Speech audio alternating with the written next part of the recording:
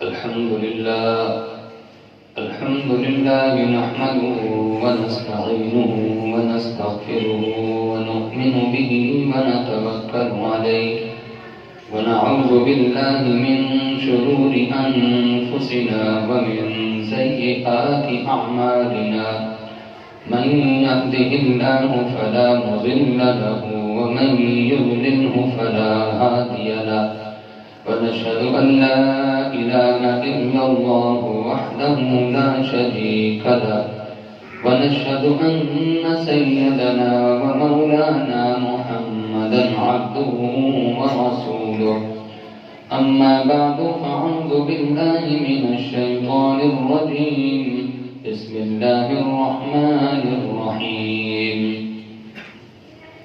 لا تثريب عليكم اليوم وقال تعالى في مقام آخر إن الدين عند الله الإسلام صدق الله العظيم وصدق رسوله النبي الكريم ونحن على ذلك لمن الشاهدين والشاكرين والحمد لله رب العالمين إن الله وملائكته يصلون على النبي يا أيها الذين آمنوا صلوا عليه وسلموا تسليما اللهم صل على محمد وعلى آل محمد كما صليت على إبراهيم وعلى آل إبراهيم إنك حميد مجيد اللهم بارك على محمد وعلى آل محمد كما باركت على إبراهيم وعلى آل إبراهيم إنك حميد مجيد میرے انتہائی واجب احترام دوستوں، ساتھیوں، عزیزوں اور سننے والی میری محترم ماؤں اور بہنوں، ہمارا دین اسلام بہترین دین ہے۔ سب سے زیادہ زور امن پر، سلامتی پر جو دیا ہے وہ دین اسلام ہی نے دیا ہے۔ ایک انسان کا کیا مقام اور مرتبہ ہے یہ بتلایا ہے تو دین اسلام نے بتلایا ہے۔ بات انتہائی توجہ سے سنیے گا، بس توجہ کرنا، توجہ۔ امن پر جو زور دین اسلام نے دیا ہے وہ کسی اور مذہب نے نہیں دیا۔ ایک انسان کا کیا مقام اور مرتبہ، ایک انسان کی کیا ویلیو ہے، یہ ہمیں دین اسلام نے بتلایا۔ نبی پاک صلی اللہ علیہ وسلم حجۃ الوداع کے موقع پر صحابہ اکرام سے پوچھتے ہیں، صحابہ بتلاؤ آج کون سا دن ہے؟ صحابہ اکرام جانتے تھے کہ آج جمعے کا دن ہے، اس کے باوجود بھی کہا کہ اللہ اور اس کا رسول ہی زیادہ جانتا ہے۔ حالانکہ جانتے تھے جمعے کا دن ہے، چونکہ صحابہ اکرام سمجھتے تھے کہ حضور کوئی اہم بات بتلانے لگے ہیں، ورنہ یہ بات تو پوچھنے والی نہیں ہے نا کہ آج کون سا دن ہے۔ حضور نے پوچھا صحابہ بتلاؤ آج تاریخ کیا ہے؟ صحابہ جانتے تھے کہ حج کا دن ہے تو تاریخ 9 ذی الحج ہے۔ حضور نے پوچھا صحابہ بتلاؤ یہ جگہ کون سی ہے؟ اور وہ جگہ تھی میدان عرفات۔ صحابہ اکرام نے کہا کہ اللہ اور اس کا رسول ہی زیادہ جانتا ہے۔ نبی پاک صلی اللہ علیہ وسلم نے فرمایا کہ آج 9 ذی الحج جمعے کا دن ہے اور جگہ میدان عرفات ہے۔ کتنی چیزیں جمع ہو گئی۔ حج کا دن بڑا اہم دن ہے، پھر جمعے کا دن اہم دن ہے، میدان عرفات اہم جگہ ہے، ساری چیزیں جمع ہو گئی۔ میرے پیغمبر نے فرمایا ساری چیزوں کا مقام اور مرتبہ ایک طرف، ایک انسان کا مقام اور مرتبہ ان ساری چیزوں سے زیادہ ہے۔ آواز شادی کریں ذرا تاکہ سمجھ آئے، آواز شادی کریں ذرا۔ حضرت عمر فاروق نے فرمایا کہ لوگوں خانہ کعبہ کو گرا دینا چھوٹا جرم ہے، کسی انسان کو ماں بہن کی گالی دینا بڑا جرم ہے۔ بتلاؤ کسی اور مذہب میں اس طرح کی تعلیمات ہو؟ ہمارے مذہب میں تو یہاں تک دیکھا ہے کہ اگر کوئی شخص دوسرے مسلمان کو گالی دیتا ہے تو اس کو اس کے گالی کی سزا ملنی چاہیے.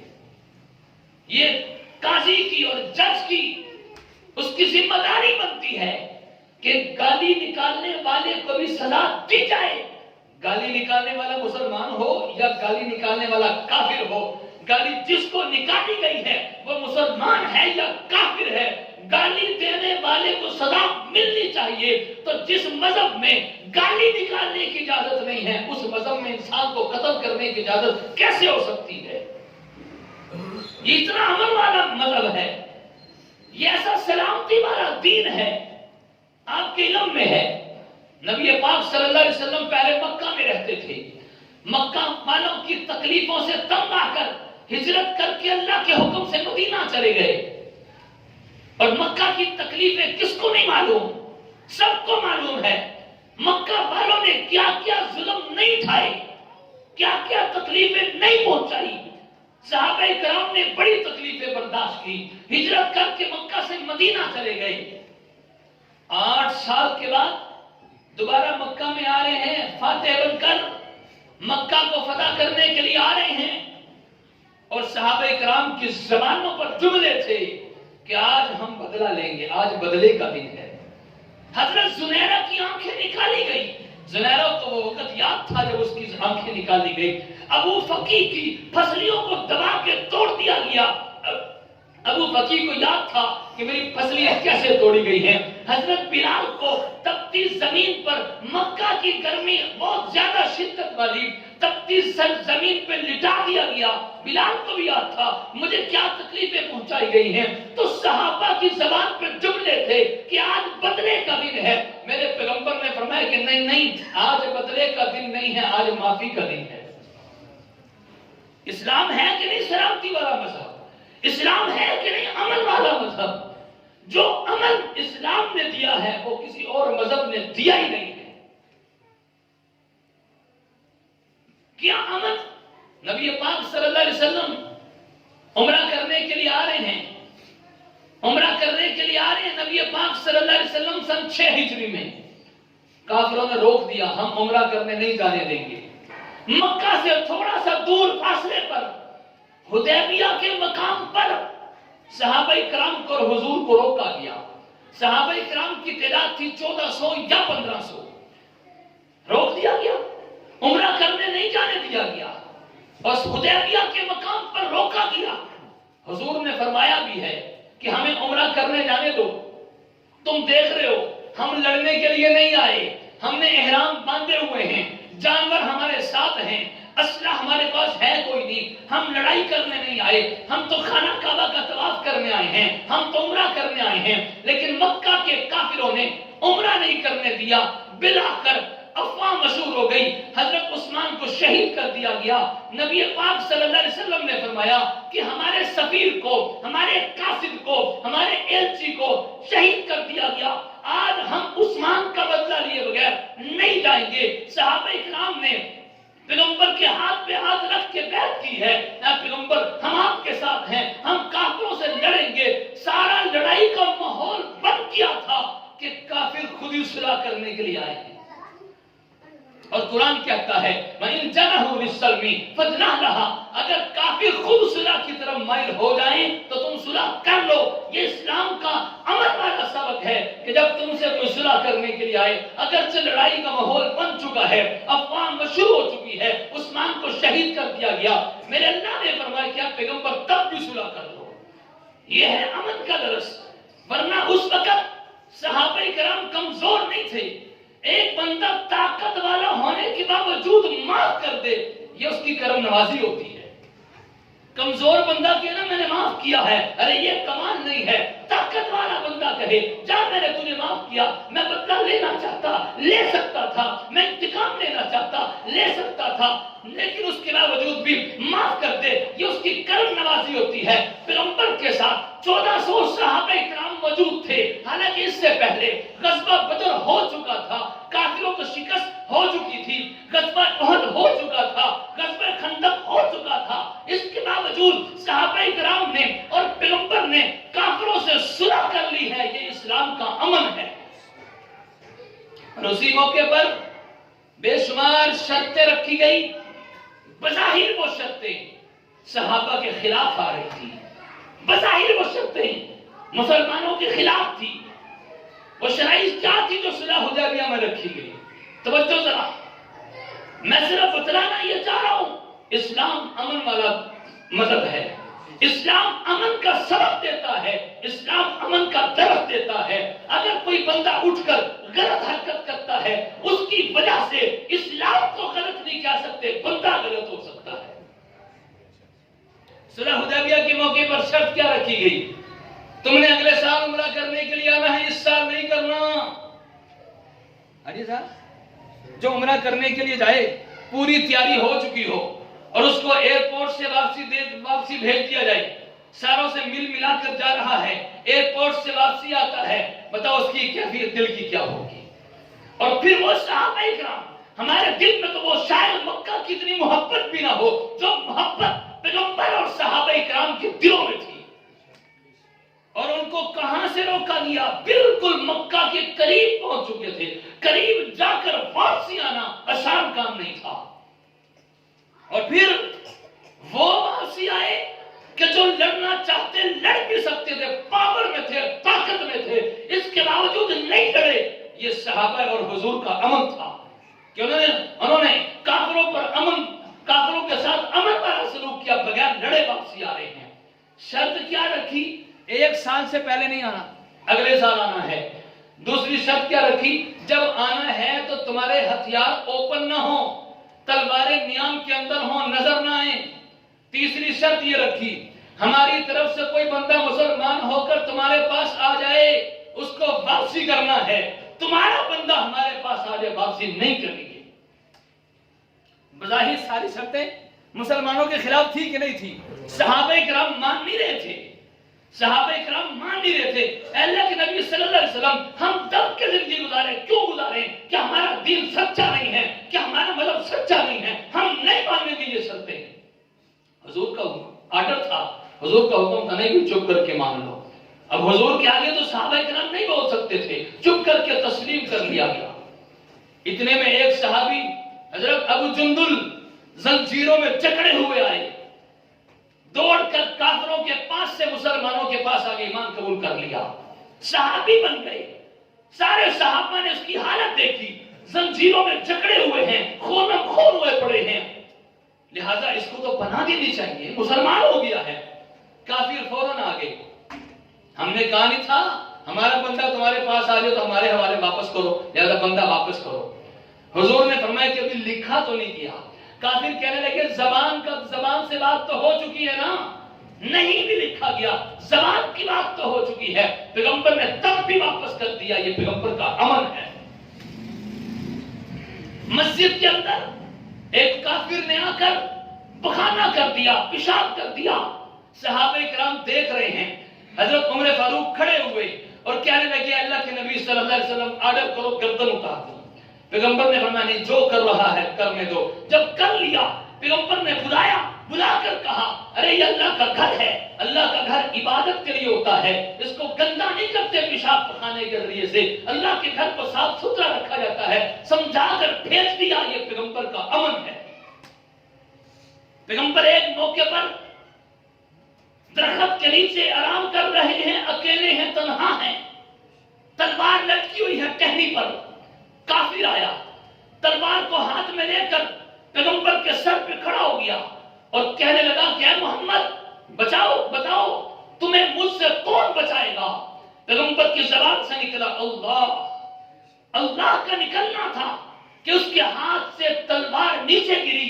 پیغمبر نے ہاتھ میں تلوار لی اور تلوار لے کر کہا بتا اب تجھے مجھ سے کون بچائے گا؟ کافر کہنے لگا آپ تو نرم دل ہیں، مشفق ہیں، مہربان ہیں، اوروں کے کام آنے والے ہیں، آپ تو معاف کرنے والے ہیں۔ پیغمبر نے فوراً معاف کر دیا۔ یہ پیغمبر کا معاف کرنا اللہ کی قسم یہ امن تھا۔ کوئی ایک واقعہ نہیں بتا سکتے پیغمبر کے دور میں کہ پیغمبر نے کسی کے ساتھ ظلم کیا ہو، پیغمبر نے کسی کے ساتھ زیادتی کی ہو۔ پیغمبر تو کیا صحابہ کے دور کا بھی ایک واقعہ نہیں بتا سکتے کسی کے ساتھ زیادتی کی ہو۔ نبی پاک صلی اللہ علیہ وسلم دنیا سے جانے کا وقت قریب ہے. سنو سنو سنو، حضور کے دنیا سے جانے کا وقت قریب ہے. صحابہ کرام کا مجمع ہے. حضرت صاحب بڑا عجیب منظر ہے. صحابہ کرام کا مجمع ہے. نبی پاک صلی اللہ علیہ وسلم نے پوچھا کہ پتہ نہیں دوبارہ اس طرح جمع ہو سکیں گے یا نہیں ہو سکیں گے. کافی نصیحتیں کی. نصیحتیں کرنے کے بعد حضور نے پوچھا میں نے کسی کے ساتھ ظلم کیا ہو، زیادتی کی ہو تو آج مجھ سے آ کر بدلہ لے سکتا ہے. اور سامنے بیٹھے کون ہیں؟ صحابہ. حضور کہہ رہے جس کے ساتھ میں نے ظلم کیا ہو، میں نے کسی پہ زیادتی کی ہو، بدلہ لے سکتا ہے. ارے وہ پیغمبر چونٹیوں کا خیال کرنے والا، وہ جنوں کا خیال کرنے والا، وہ تو کافروں کا خیال کرنے والا، وہ یہودیوں عیسائیوں کا خیال کرنے والا، وہ بھلا کسی کے ساتھ ظلم کہاں کر سکتا ہے؟ وہ تو سراپے رحمت للعالمین ہے، وہ ظلم کیسے کر سکتا ہے؟ حضور نے پوچھا میں نے کسی کے ساتھ ظلم کیا ہو، کسی کے ساتھ زیادتی کی ہو، آج آ کے بدلہ لے سکتا ہے، کل قیامت کے دن میں اس کا بدلہ نہیں چکا سکتا. ارے دنیا میں آ کے بدلہ لے دے. صحابہ کرام پر سناٹا چھا گیا، خاموشی. آخر کوئی ایسا تو ہو. نہیں، پیغمبر نے کسی کے ساتھ ظلم نہیں کیا. ایک صحابی کھڑے ہوئے. جب وہ کھڑے ہوئے نا مجمع میں، سارے بیٹھے ایک بیچ میں کھڑے ہوئے، ساروں کی نظر اس پہ پڑ گئی. یہ آج کیا کہنے لگا ہے پیغمبر کے بارے میں؟ کہنے لگا، وہ صحابی کہنے لگے اللہ کے نبی صلی اللہ علیہ وسلم ایک موقع پر ہم جا رہے تھے، راستے میں سفر پر تھے، آپ بھی ہمارے پیچھے پیچھے تھے. نہیں، ایک موقع پر جنگ کا موقع تھا، آپ صفے بنا رہے تھے، ہماری صفے بنوا رہے تھے. میں صف میں تھوڑا سا ٹیڑھا تھا، پیچھے کو کھڑا تھا. آپ نے اپنا کوڑا مارا ایسے اور مجھے صف سیدھا کرنے کو کہا، تو آپ نے کوڑا مارا تھا میری کمر پہ. آپ نے کوڑا مارا تھا. پیغمبر نے فرمایا آگے آ جاؤ، بدلہ دینے کے لیے تیار ہوں، آ جائے مجھ سے بدلہ لے دے. صحابہ روک رہے اس کو، بیٹھ جاؤ، نبی ہے، نبی سے بدلہ لوگے، رسول سے بدلہ لوگے، ارے بیٹھ جاؤ. وہ آگے بڑھے، حضور تک پہنچے. جب حضور تک پہنچے تو حضور نے کہا جی بدلہ لے لو. حضور نے اس کے ہاتھ میں وہی کوڑا پکڑا دیا، یہ لو، یہی کوڑا تھا، آج بدلہ لے لو. صحابی نے ہاتھ میں کوڑا پکڑ لیا، پکڑ کر کہنے لگے اے اللہ کے نبی صلی اللہ علیہ وسلم، جس وقت آپ نے میرے کوڑا مارا تھا میرا بدن ننگا تھا، میری کمر ننگی تھی، میری کمر پر کوئی کپڑا تک نہیں تھا، لہذا کپڑا اٹھاؤ. کیا منظر تھا اس وقت. پیغمبر نے قمیض اوپر اٹھا دی، کمر ننگی کر دی. صحابی کوڑا لے کے پیچھے آئے، پیغمبر کی کمر پہ بوسہ لیا اور کہنے لگے میں نے بدلہ نہیں لینا تھا، آج نبی کی کمر پہ بوسہ لینا تھا. ویسا پیغمبر، وہ کسی پر کیا ظلم زیادتی کر سکتا ہے؟ وہ تو رحمت للعالمین ہے، وہ تو مشفق اور مہربان ہے، وہ تو یتیموں کے سروں پہ ہاتھ رکھنے والا ہے، وہ بیواؤں کا خیال کرنے والا ہے. اور یہی ہمارا مذہب ہے، یہی ہمارے مذہب کا سبق اور درس ہے. ایک صحابی نے چڑیا کے گھونسلے سے بچے نکال لیے. حضور نے صحابی کو ڈانٹا کہ تم نے اس کی ماں کو تکلیف پہنچائی ہے، بچے واپس رکھو. حضور نے کہا چیونٹیوں کے بلوں پر پیشاب نہ کیا کرو، ان کے گھر خراب ہوتے ہیں.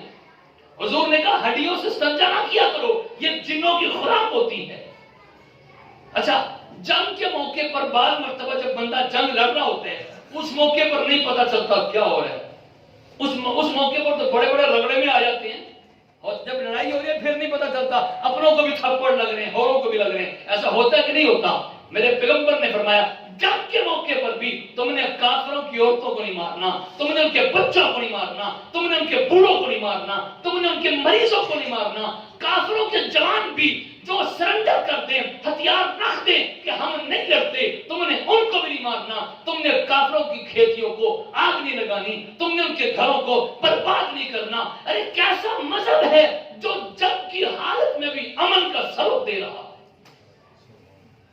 اگر کہیں پہ کوئی واقعہ ہو، اس واقعے کو بنیاد بنا کر ہم یہ نہیں کہہ سکتے کہ اسلام غلط ہے، اسلام ظلم والا مذہب ہے، اسلام زیادتی کرنے کا درس دیتا ہے. ارے نہیں، اس بندے کا قصور ہے، اسلام کا قصور نہیں ہے. سیالکوٹ والے واقعے کو بنیاد بنا کر کہیں کیچڑ اچھالا جا رہا ہے، کبھی کبھی مسجدوں کے خلاف، کبھی مدرسوں کے خلاف، کبھی علماء کے خلاف، کبھی مفتیان اکرام کے خلاف، کبھی اسلام کے خلاف مختلف قسم کے کیچڑ اچھالے جا رہے ہیں۔ ابھی تک کسی ایک عالم دین نے نہیں کہا کہ اس نے جو بھی کیا ہے ٹھیک کیا ہے، کسی کا بیان نہیں آیا۔ ہر کوئی یہی کہتا ہے کہ جو شخص بھی گستاخی کرے عوام کو چاہیے قانونی راستہ اختیار کرے، قانون ہاتھ میں نہ لے، عدالت کا دروازہ کھٹکھٹائے۔ حکومت کی ذمہ داری ہے قانون کو نافذ کرے، جو واقعی گستاخ رسول ہے اس کو سزا دے۔ آج تک کبھی کسی نے نہیں کہا قانون کو خود ہاتھ میں لے لے، سارے یہ کہتے رہے ہیں اور ابھی بھی کہہ رہے ہیں قانون کو ہاتھ میں لینے کی اجازت نہیں ہے۔ ہم تو حکومت وقت سے مطالبہ کرتے ہیں کہ جو بھی قانون بنا ہے، جرم جس نے بھی کیا ہے، جرم چوری کا ہو، جرم زنا کا ہو، جرم ڈاکے کا ہو، جرم قتل کا ہو اور جرم گستاخی رسول کا ہو، جس نے بھی جو بھی جرم کیا ہے اس جرم پر سزا لگنی چاہیے۔ قانون کو ہاتھ میں لیتے کب ہیں؟ اس قسم کے واقعات کیوں پیش آ رہے ہیں؟ سنو ذرا غازی آباد کے لوگوں، اس قسم کے واقعات پیش کیوں آ رہے ہیں؟ اس قسم کے واقعات اس وجہ سے پیش آ رہے ہیں کہ جب کوئی اس طرح کا جرم ہوتا ہے تو اس کو سزا لگتی نہیں ہے، اس کو سزا لگتی نہیں ہے نا۔ پاکستان کی تاریخ میں شروع سے لے کے اب تک بھی کسی ایک گستاخ رسول کو لٹکایا نہیں گیا۔ اس سے مسلمانوں کی دلوں کو تکلیف پہنچتی ہے کہ گستاخ رسول کو لٹکایا کیوں نہیں جا رہا، وہ تنتناتا پھرتا ہے۔ اور یہ نہیں کہ گستاخی ثابت نہیں ہوتی، کئی مرتبہ ثابت بھی ہوئی ہے، اقرار بھی کیا ہے۔ آسیہ نامی عورت نے اقرار کیا تھا کہ میں نے گستاخی کی ہے۔ 8-9 سال تک ملک پاکستان کے اندر فساد برپا رہا، اس کے باوجود اس کو پروٹوکول کے ساتھ اسپیشلی طیارہ منگوا کر بھیج دیا گیا۔ پہنچی وہیں پہ مٹی جہاں کا خمیر تھا، اپنے آقاؤں کے پاس پہنچ گئی۔ میں نے خود وہ تصویر دیکھی ہے جس کے اندر وہ کھڑی ہے فرانس کے صدر کے ساتھ، جس چوڑی کو پاکستان میں جانتا کوئی نہیں تھا۔ ایک بھٹے پر کام کرنے والی عورت، ملونہ عورت گستاخی کرتی ہے پاکستان کے اندر، اس کی وجہ سے 8-9 سال تک فساد برپا رہا، اس کی وجہ سے سلمان تحصیل بھی قتل ہوا، اسی کی وجہ سے ممتاز قادری بھی شہید ہوا۔ کتنے واقعات پیش آئے اور پھر اس کو پروٹوکول کے ساتھ چھوڑ دیا جائے۔ میں نے خود تصویر دیکھی ہے اس کی کہ فرانس کے صدر کے ساتھ کھڑی ہے، وہی ملک جہاں پہ ہمارے پیغمبر کی توہین ہوتی ہے حکومت کی سرپرستی میں۔ میں نے خود تصویر دیکھی ہے اس کی جہاں پہ وہ سلمان رشدی گستاخ رسول کے ساتھ کھڑی ہے۔ ہم حکومت وقت سے یہی مطالبہ کرتے ہیں جب بھی کوئی ایسا معاملہ ہو، بجائے اس کے کہ عوام خود قانون کو ہاتھ میں لے، اس سے پہلے خود ہی قانون کو نافذ کیا جائے، اس کو سزا ملنی چاہیے۔ ہونا چاہیے کہ نہیں ہونا چاہیے؟ اس قسم کے واقعات کیوں پیش آتے ہیں؟ ہم پھر بھی یہی کہتے ہیں عوام کو، لوگوں کو کہ قانون ہاتھ میں نہ لینا، قانون کو ہاتھ میں نہ لینا۔ عوام کی ذمہ داری یہ ہے جب بھی کوئی ایسا معاملہ ہو عدالت کا دروازہ کھٹکھٹائے، حکومت کی ذمہ داری ہے بس عوام اپنی ذمہ داری پوری کر کے سیر پہ ہو جائے۔ اگر حکومت اس کو قتل نہیں کرتی، گناہگار عوام نہیں ہے، حکومت ہے، گناہگار عوام نہیں ہے، عدالت ہے۔ عوام کبھی بھی قانون کو ہاتھ میں نہ لے، لیکن حکومت کو اور عدالت کو بھی سوچنا چاہیے جب بھی کوئی اس قسم کا واقعہ پیش آئے تو پھر سزا لگنی چاہیے۔ میں آپ سے ایک سوال کرتا ہوں، ایک قاتل نے کسی کو قتل کر دیا، اب مقتول کے ورثاء چاہتے ہیں ہمیں انصاف ملے، مقتول کے ورثاء چاہتے ہیں کہ ہمیں انصاف ملے، اور حکومت انصاف نہیں دیتی، عدالت انصاف نہیں دیتی، بلکہ قاتل کو پروٹوکول دیتی ہے۔ بتاؤ مقتول کے ورثاء کا دل دکھے گا نہیں دکھے گا؟ ہمارا بندہ چلا گیا اور یہ پھر بھی قاتل کو پروٹوکول دے رہے ہیں، انصاف نہیں مل رہا، قاتل کو لٹکایا نہیں جا رہا، پھر کیا ہوگا؟ مقتول کے ورثاء قانون کو ہاتھ میں لیں گے یا نہیں لیں گے؟ لیں گے یا نہیں لیں گے؟ ہم کہتے ہیں کہ مقتول کے ورثاء کو قانون ہاتھ میں نہ لینے دیا جائے، قانون کو خود نافذ کرے، قاتل کو سرعام لٹکا دیا جائے۔ آئے دن سینکڑوں واقعات ملک کے پاکستان میں پیش آ رہے ہیں، ریپ کے واقعات پیش آ رہے کہ نہیں آ رہے؟ بچوں کے ساتھ زیادتیاں، طرح طرح کی زیادتیاں ہو رہی ہیں۔ وجہ کیا ہے؟ قانون کو لاگو نہیں کیا جا رہا، قانون نافذ نہیں کیا جا رہا، سزا دی نہیں جا رہی۔ جب سزا نہیں ملتی، عوام قانون کو خود ہاتھ میں لیتی ہے، پھر اس قسم کے واقعات پیش آتے ہیں۔ اور اس واقعے کو بنیاد بنا کر اگر کوئی کہے کہ گستاخی رسول کی سزا قتل ہے، یہ قانون غلط ہے، قانون کو ختم کر دینا چاہیے، ہر بندہ اٹھ کے دیکھو جی کبھی کسی کو مار رہا ہے، کبھی کسی کو مار رہا ہے، قانون ختم کر دینا چاہیے۔ ہم کہتے ہیں قانون بھی ختم کرنا چاہیے، قانون کا استعمال صحیح کرنا چاہیے، قانون ٹھیک بنا ہے۔ اور یاد رکھو غازی آباد کے سنی نوجوانوں، یہ قانون ایسے نہیں بنا، اس قانون کے پیچھے بڑی قربانیاں ہیں، اس قانون کے پیچھے بڑا خون ہے، اس قانون کے پیچھے بڑی تحریکیں ہیں، پھر یہ قانون بنا ہے۔ ہم کہتے ہیں قانون نہیں ختم ہوگا، انشاءاللہ قانون نہیں ختم ہوگا، وہ باقی رہے گا، ہاں قانون کا استعمال صحیح ہو۔ پتہ نہیں سمجھ بھی آ رہی کہ نہیں آ رہی آپ کو؟ ارے ہر ملک کا قانون ہے باغی کی سزا قتل ہے، ہر ملک کا قانون ہے باغی کو قتل کیا جائے، ہر ملک کا قانون ہے کہ نہیں ہے؟ پاکستان کا بھی ہے، ہندوستان کا بھی ہے، ہر ملک کا قانون ہے کہ باغی کو قتل کیا جائے، باغی کو ملک میں رہنے کی اجازت نہیں ہے، سب زمین پہ رہنے کی اجازت نہیں، قتل کر دیا جائے۔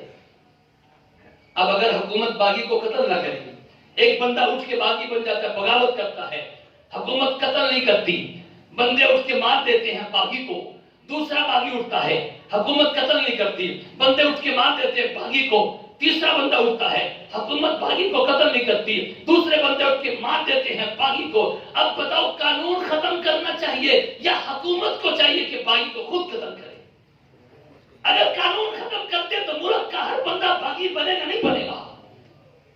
اگر ملک قانون ختم کرتے کہ قاتل کو قتل نہیں کیا جائے گا، ملک قانون بنا دے کہ قاتل کو قتل نہیں کیا جائے گا، قتل رکیں گے یا زیادہ ہوں گے؟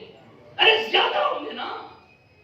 اور اس واقعے کو بنیاد بنا کر اگر یوں کہا جائے کہ اسلام غلط مذہب ہے، سنو میرے دوستو، اگر یوں کہا جائے کہ اسلام غلط مذہب ہے، اسلام نعوذ باللہ ظلم والا مذہب ہے، میرا آپ سے سوال ہے، غیر مسلم ممالک کے اندر مسلمانوں پہ ظلم ہوتا ہے کہ نہیں ہوتا؟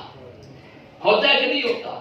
غیر مسلم ممالک کے اندر مسلمانوں پہ ظلم ہوتا ہے۔ برما کے اندر مسلمانوں کی بستیوں کو آگ لگایا گیا، یہاں تو ایک بندے کو آگ لگی ہے، وہاں پوری بستیوں کو جلا دیا گیا۔ کبھی نہیں کوئی بولا کہ یہودی ظالم ہیں، کبھی نہیں کوئی بولا عیسائی ظالم ہیں۔ مسلمانوں کو بھرے مجمع میں میدان میں بٹھا کر مسلمانوں کا مجمع، ان کے اوپر سے گاڑی چڑھا دی جاتی ہے، مسلمانوں کو روند دیا جاتا ہے۔ کبھی نہیں کہا جاتا یہودی ظالم ہیں، کبھی نہیں کہا جاتا عیسائی ظالم ہیں۔ اگر کوئی ایک مسلمان اس طرح کی اٹھ کے حرکت کرتا ہے، ہم پھر بھی کہہ رہے ہیں غلط کیا ہے، نہیں کرنا چاہیے، لیکن اس کو بنیاد بنا کر کہیں کہ مسلمان غلط ہے، ہم یہ بھی نہیں کہنے دیں گے۔ بات ٹھیک ہے کہ نہیں ٹھیک؟ جہاں بھی کوئی واقعہ ہو اس کی تحقیق کرو، واقعہ ہوا کیا ہے۔ 2 دن پہلے کی بات ہے، فیصل آباد کے اندر 4 عورتیں ایک دکان کے اندر گئی، انہوں نے روکا، انہوں نے باہر نکال دیا، باہر نکل کے عورتوں نے اپنے کپڑے پھاڑے، ننگی ہوگی، برہنہ ہو گئی اور شور مچایا کہ ہمیں دکان والوں نے کپڑے پھاڑ دیے۔ ہم کہتے ہیں تحقیق کرو، دکان والا مجرم ہے سزا دو، اور اگر کیمرے کچھ اور بتا رہے ہیں کہ دکان والا مجرم نہیں ہے، عورتوں نے کیا ہے، پھر عورت کو سزا دو۔ مینار پاکستان کے واقعے پر اس بے حیا عورت کے ساتھ جو ہوا، ہم کہتے ہیں اگر واقعی لوگوں کی غلطی ہے سزا دو، اور اگر لوگوں کی غلطی نہیں، ساری چکر بازی اسی کی ہے، اس کو لٹکا دیا جائے، اس کی وجہ سے ملک میں فساد برپا نہ ہو۔ ہمارا مذہب بھی امن والا ہے، ہمارا ملک بھی امن والا ہے۔ اللہ سے دعا اللہ تعالیٰ سب کو سمجھ بھی عطا فرمائے، صحیح دین پہ عمل کی توفیق عطا فرمائے، آمین۔ باخر دعوانا الحمدللہ۔